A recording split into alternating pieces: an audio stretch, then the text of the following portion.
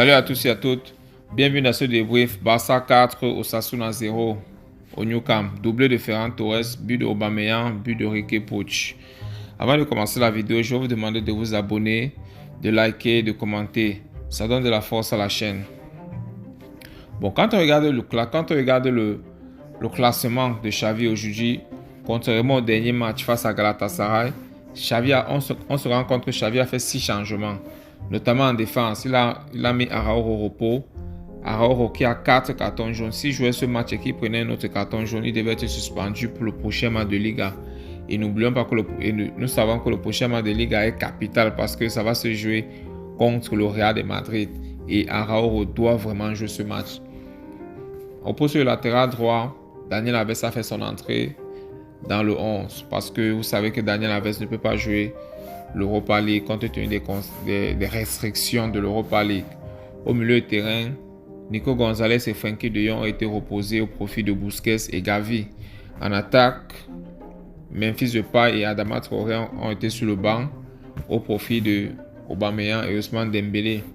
Déjà dans les 10 premières minutes, lorsqu'on regardait le match, on sentait vraiment que ce Barça-là devait gagner ce match parce qu'il y avait de l'intensité, il y avait vraiment une rapidité d'exécution dans les passes, il y avait vraiment du mouvement parce que n'oublions pas que le dernier match du Barça face à Galatasaray au Nou Camp, les mouvements étaient lents et Xavi n'était pas vraiment content de ça.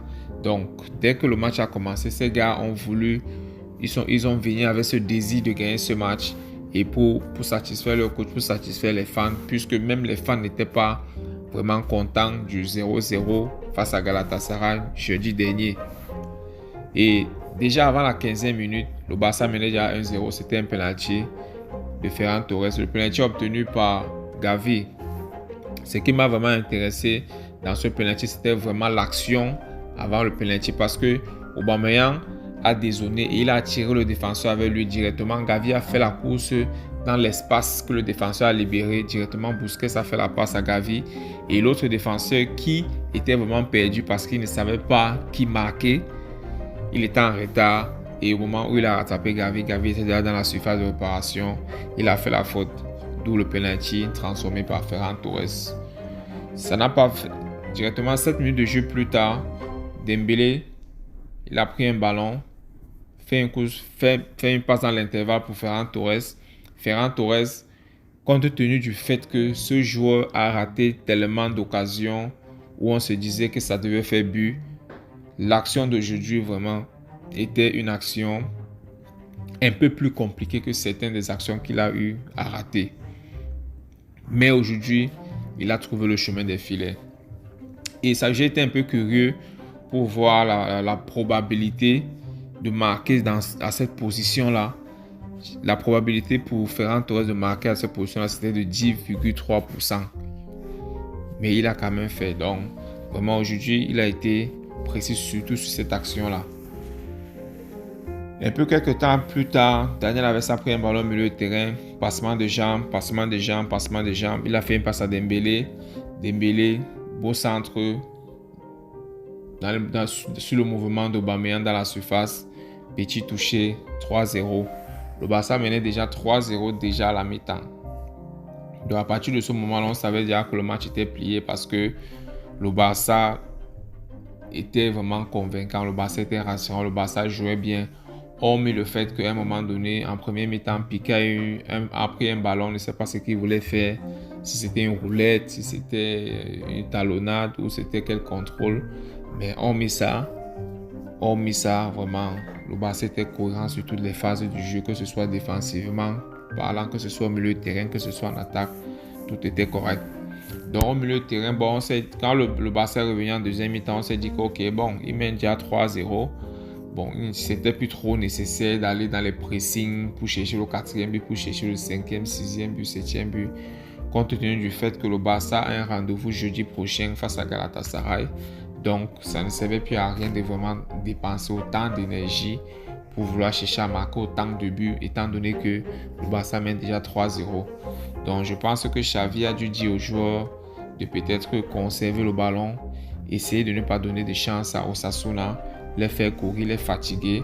Mais s'il libère les espaces, pourquoi pas aller chercher le but mais c'était plus genre comme si le Barça devait encore forcer vraiment la route pour chercher un autre but.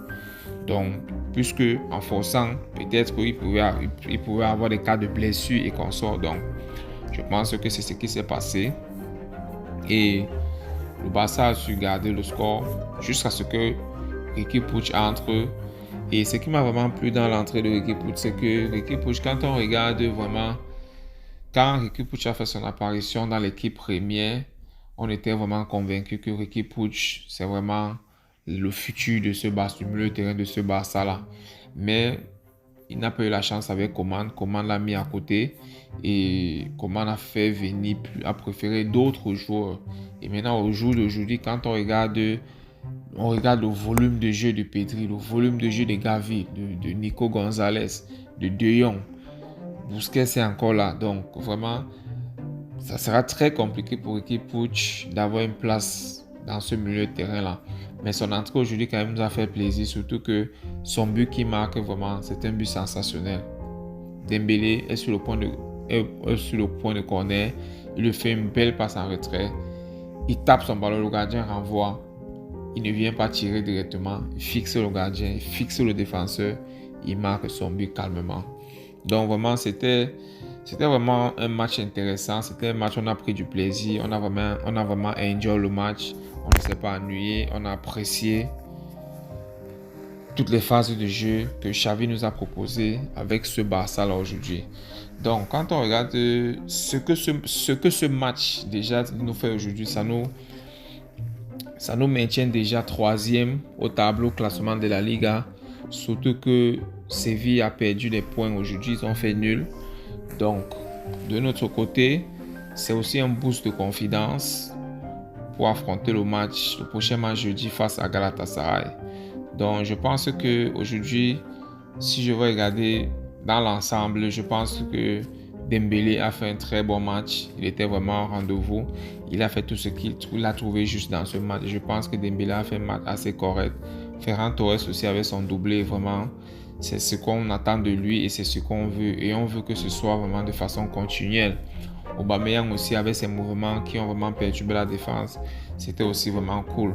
Sur le milieu de terrain du Barça aujourd'hui m'a vraiment impressionné parce que quand on regarde le milieu, aujourd'hui on avait Busquets, Pedri et Gavi. Vraiment, c'est vraiment difficile de croire que, c'est vraiment difficile de comprendre que Gavi et Pedri réussissent à dominer un milieu de terrain qui a une certaine maturité dans le football. Donc, dites-moi en commentaire ce que vous pensez de ce match. On va se retrouver dans une prochaine vidéo. Portez-vous bien. Visca Barça. Ciao, ciao.